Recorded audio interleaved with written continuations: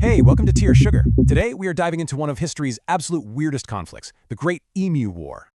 So, could an army actually lose a war to a bunch of birds? Well, back in 1932, Australia found out the hard way.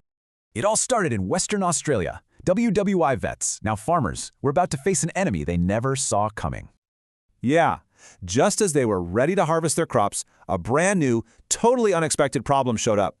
And when I say problem, I mean an army. An army of 20,000 emus migrating right through their farmland. These birds were just wrecking everything. The farmers were desperate, so they called on the government for help. And the government's solution? Well, it was pretty out there. They literally sent in the military. Yep, a major, 2 soldiers, and 2 heavy machine guns were deployed to take on the feathered menace. So the war kicks off. The soldiers thought, this is going to be easy. They could not have been more wrong. See, the emus were smart. They'd scatter in every direction, making them almost impossible targets to hit. They were so tough, one expert at the time said they were like tanks, just absorbing the bullets.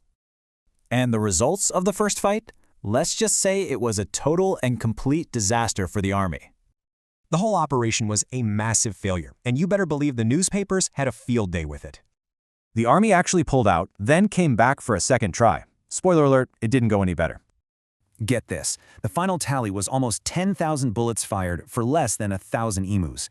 That's 10 shots per bird. So the military just gave up? That's right, the emus officially won the war. You can't make this stuff up. But, the emu problem was still there. So what finally worked where machine guns failed? The government switched gears and tried a simple bounty system. Turns out this was a much smarter idea. How much smarter? The bounty accounted for over 57,000 kills in just 6 months. Now that's effective. The Great Emu War is just a hilarious and surprisingly useful story about problem-solving and underdogs.